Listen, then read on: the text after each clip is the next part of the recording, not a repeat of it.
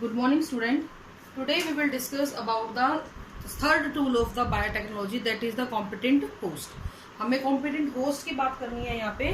इसका मतलब क्या होता है कि हमें जरूरी होता है एक host ताकि ट्रांसफॉर्मेशन हो सके डीएनए का, यानी कि जो आपने डीएनए रिकॉम्बिनेंट किया है उस डीएनए को टेकअप कर लिया जाए बाय द होस्ट डीएनए. सो इसके लिए हम लोग दो तरीके से हम लोग इसको कॉम्पिटेंट होस्ट को करते हैं. एक तो होता है डीएनए मीडिएटेड ट्रांसफर, ठीक है. एक तो होता है DNA mediated transfer of gene, ठीक है. और दूसरा होता है बेटा डायरेक्ट मेथड. इन दो चीजों की हम बात करेंगे यहाँ पे. जितने भी डीएनए मीडिएटेड ट्रांसफर होते हैं जीन के, उसके अंदर कॉम्पिटेंट होस्ट कुछ ऐसा होना चाहिए, जो हमेशा ऐसा होना चाहिए जो कि आपके मेन जो ऑर्गेनिज्म है उसके साथ में ट्रांसफॉर्म कर सके. यानी कि आपका जीन के अंदर, जब जीन आपका होस्ट के अंदर जाएगा तो वो ट्रांसफॉर्मेंट हो सके, अपने आप को एक्सप्रेस कर सके और अपने आप की फिनोटिपिक एक्सप्रेशन को दिखा सके. ऐसा नहीं हो आपने जीन इंसर्ट कर दिया और जीन इंसर्ट करने के बाद अचानक से आपको पता लगा कि इसका एक्सप्रेशन ही नहीं हो रहा है. एक्सप्रेशन होना बहुत जरूरी होता है, और एक्सप्रेशन जैसे ही होने लगेगा उसके बाद जब भी वो ऑर्गेनिज्म अपने आप को मल्टीप्लाई करेगा, वो जो पर्टिकुलर जीन है वो भी प्रोपेगेट होता चला जाता है. तो यहाँ पे जो होस्ट सेल होती है वो कई तरीके की हम लोग यूज करते हैं. लाइक हम लोग इकोलाई यूज कर लेते हैं, हम लोग ईस्ट यूज कर लेते हैं, हम लोग जो है बैक्टीरियल सेल को यूज कर लेते हैं, एनिमल प्लांट सेल को यूज कर लेते हैं, एनिमल को, प्लांट को, किसी भी सेल को यूज करते हैं. लेकिन जो ईस्ट सेल है वो सबसे ज्यादा एक्सटेंसिवली यूज की जाती हैं. द रीजन इज, एक तो ये यूकैरियोटिक सेल है, इसका मैनिपुलेशन करना इजी है, इसको इजीली आप लोग अपने हिसाब से मैनिपुलेट कर सकते हो. इसकी जो ग्रोथ है वो बहुत फास्ट होती है, फास्ट ग्रोइंग होता है ये, ठीक है. छोटी सी जगह पे ये ज्यादा इसको एरिया की आवश्यकता नहीं पड़ती है. एक स्मॉल वेसल में भी आप इसका कल्चर करवा सकते हो, एक लार्ज बायोरिएक्टर में भी आप इसका कल्चर करवा सकते हो. तो बेसिकली किसी भी जीन को अगर ट्रांसफॉर्म होना है तो उसके लिए जो होस्ट होना चाहिए उसमें ये चीजें अगर अवेलेबल होती हैं तो वो इजीली अपने आप को एक्सप्रेस कर पाता है. तो ईस्ट को बहुत ज्यादा यूज किया गया एज ए होस्ट सेल. लेकिन एक चीज हमेशा ध्यान रखना, जो भी आप होस्ट डीएनए होस्ट यूज कर रहे हो, उस होस्ट का को सिलेक्ट करने के पीछे एक उद्देश्य हमारा रहता है कि हमारा जो क्लोनिंग का एक्सपेरिमेंट है वो किस टाइप का है. हर जगह ईस्ट को यूज नहीं किया जाएगा. आपके क्लोनिंग एक्सपेरिमेंट के ऊपर भी ये चीज डिपेंड करती है कि आप किस तरीके का होस्ट को अप्लाई यहाँ पे करोगे, ठीक है. तो हमने ईस्ट के बारे में ज्यादातर बताया क्योंकि ईस्ट ज्यादातर यूज किया जाता है. अब बात आती है कि डीएनए जो है, जो बाहर पड़ा हुआ डीएनए है, वो इसके अंदर आएगा कैसे. वो कैसे आएगा बेटा, उसको सेल के अंदर आना पड़ेगा. सेल के अंदर इसको इजीली एंटर वो नहीं कर पाता है, तो फिर क्या करेगा, ठीक है. क्योंकि डीएनए जो होता है एक हाइड्रोफिलिक मतलब वाटर रिपेलिंग सब्सटेंस है या वाटर रिपेलिंग मॉलिक्यूल है. तो ये अपने आप से सेल के अंदर एंटर नहीं कर पाएगा, सेल इसको टेकअप नहीं कर पाती है. इन दैट केस हमें जरूरत पड़ती है सेल को कॉम्पिटेंट बनाने की. इस सेल के अंदर अगर हमें कोई डीएनए पीस डालना है तो हमें इस सेल को कॉम्पिटेंट बनाना पड़ेगा ताकि वो इस सेल इसको टेकअप कर सके. और ये क्वेश्चन 2 नंबर में पूछा जाता है, कैसे आप, how can you make a bacterial cell competent to take up a DNA. तो कैसे होता है बेटा, हम लोग इस जो सेल है इसको बाइवेलेंट केटाइन के साथ में ट्रीट करवा देते हैं. बेसिकली हम लोग CaCl2 को यूज कर सकते हैं, जिसकी वजह से क्या होगा, यहाँ पे इसकी सेल वॉल में पोर्स बन जाएंगे.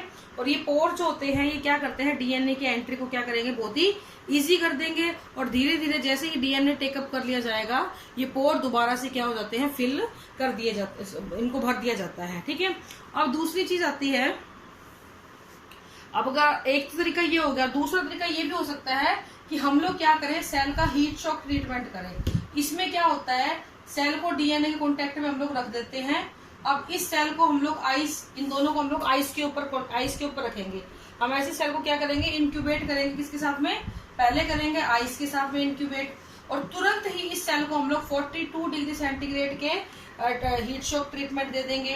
अब जैसे ही आपने हीट शॉक ट्रीटमेंट दिया, इसके तुरंत बाद फिर से इसको क्या करेंगे, आइस का ट्रीटमेंट दे देंगे। तो इस तरीके से भी क्या होता है, आपकी सेल इजीली डीएनए को अपने अंदर एंटर करवा देती है। तो ये दो मेथड होते हैं।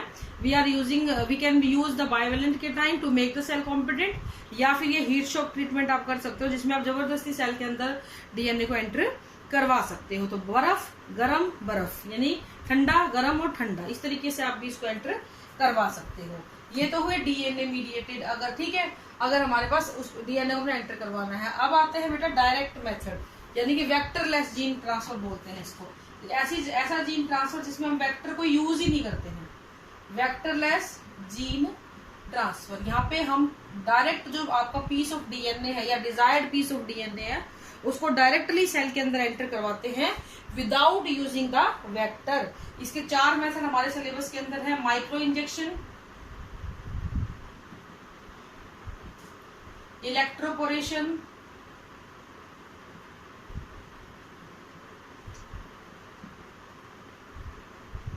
Chemical method, and last one is biolistic और gene gun method. Gene gun और बायोलिस्टिक मेथड, ठीक है। तो ये मेथड्स को हम लोग यूज करेंगे, इनको मैं एक एक करके एक्सप्लेन करती हूँ। माइक्रो इंजेक्शन में क्या होता है बेटा, आपकी जो मेन सेल है,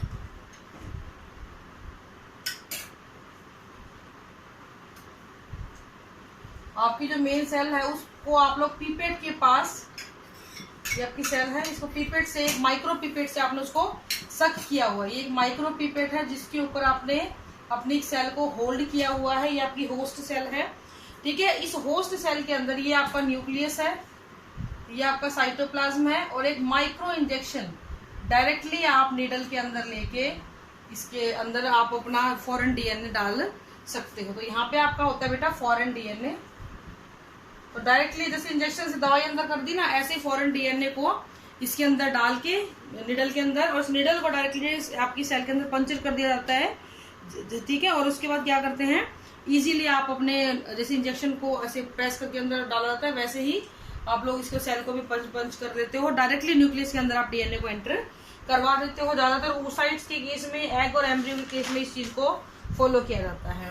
फिर आता है बेटा इलेक्ट्रोपोरेशन। यहाँ पे हम लोग किसी भी सेल के अंदर टेम्परेरी पोर्स डेवलप करवाते हैं। ये वर्ड आ रहा है ना, पोरेशन करवाना, यानी कि सेल के अंदर हम लोग टेम्परेरी पोर्स को डेवलप कराएंगे। ये पोर उसकी प्लाज्मा मेम्ब्रेन में बनेंगे, ठीक है। इसके लिए हम लोग यूज करते हैं लाइसोजाइम्स और कैल्शियम क्लोराइड। ये टेम्परेरी पोर बनाएगा, पोर का काम खत्म होता है ये पोर वापस से हील कर दिए जाएंगे।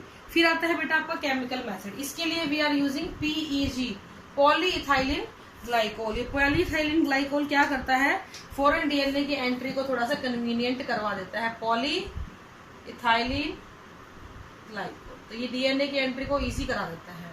अब आपका लास्ट मेथड आता है बेटा बायोलिस्टिक मेथड और जीन गन मेथड। ये 3 नंबर में आ जाता है, बहुत बार आता है ये बायोलिस्टिक मेथड। इसमें क्या होता है बेटा, आपकी एक सेल को, जैसे आपने अपना वो देखा होगा ना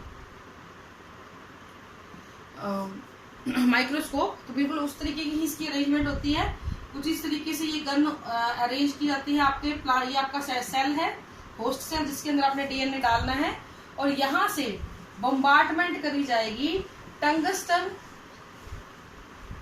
या फिर गोल्ड की बने हुए छोटे छोटे particles which are covered with DNA, यानी इनके बाहर, टंगस्टन की गोलियों के बाहर आपका जो डिजायर्ड डीएनए जिसको आपने सेल के अंदर डालना है, उसकी कवरिंग चढ़ी हुई रहती है।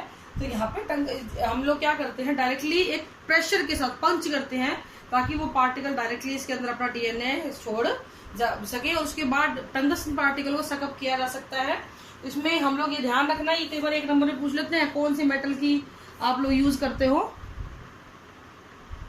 कौन सा मेटल आप लोग यहाँ पे यूज करते हो, तो हम लोग यूज करते हैं टंगस्टन एंड गोल्ड मेटल। तो इस तरीके से आप लोग डायरेक्टली भी इसके अंदर किसी भी डीएनए की एंट्री करवा सकते हो, ठीक है। तो ये हो गए बेटा आपके होस्ट और कॉम्पिटेंट होस्ट, और उसके मेथड्स किस तरीके से आप सेल को एंटर करवा सकते हो, सेल के अंदर डीएनए को एंटर करवा सकते हो। This is all for today and thank you, have a nice day.